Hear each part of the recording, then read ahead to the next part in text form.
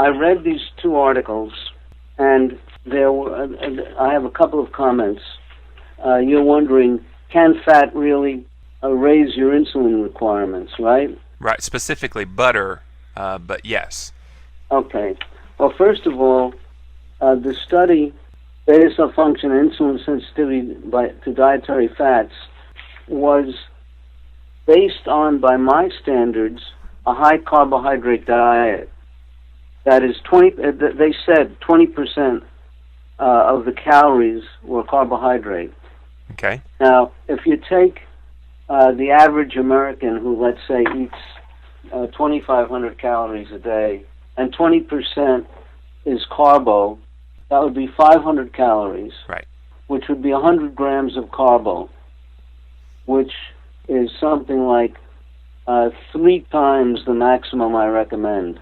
What happens when you do that? You have a different biochemistry ballgame. I think I've sent you in the past this article from, I think, April 2000, Diabetes Care, about the 10 guys who were non-diabetics, were put on low-carb, high-fat, and high-carb, high-fat diets. Right.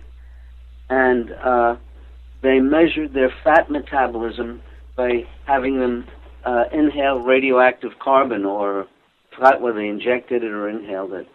And they found that those on low-carb, high-fat metabolized the fat, burned it up, whereas those on high-carb, high-fat stored it. So the metabolism is very much, of fat, is utterly dependent upon how much carbo you're getting. Right. With a true ketogenic diet, which would be less than the amount that I recommend, because most of my patients don't show ketones in their urine.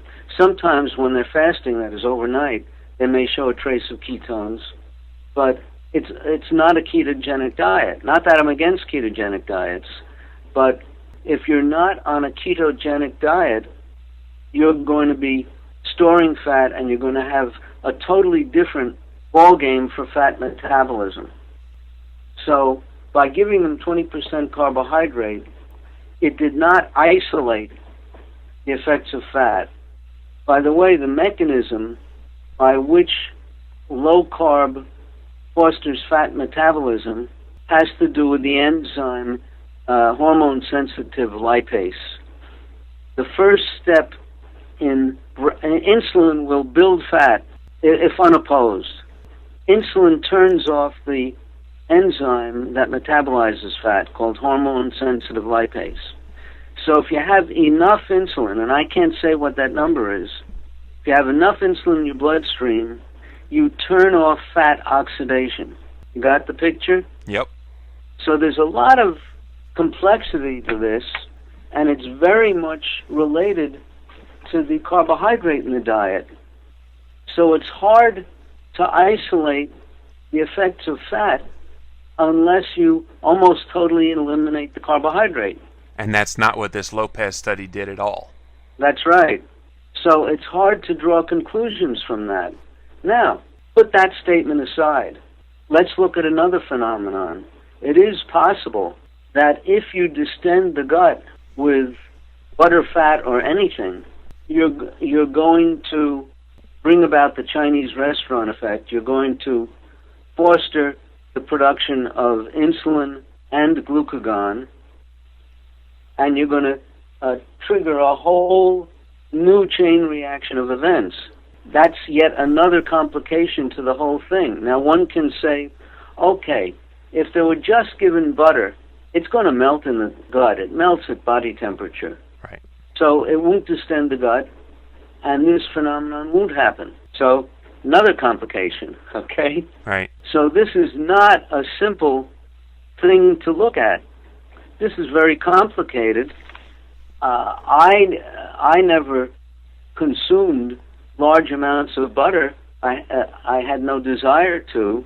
If I'm in a restaurant and I'm getting hungry and I'm waiting to be served, I might sprinkle a little salt on the butter and take a little knife and start eating the butter because I like Sure. the taste. I've done that.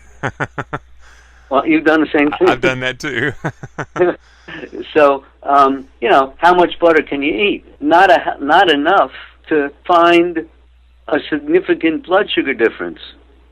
I forgot how much they were putting into the study, but probably a hell of a lot more than people would consume. So the importance of the study becomes a big question mark. Right. That's it. I'm sorry I can't be more precise. No, I mean, it's just Dr. Davis made the assertion that butter had an unusual ability to provoke insulin response. I had never heard that before. And then he made the statement, butter makes you fat. And I just wanted to get some clarification on how that could possibly happen.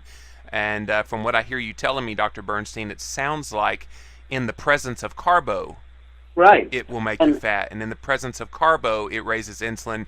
But butter, in and of itself, probably innocuous. That's you got it. You summarized it.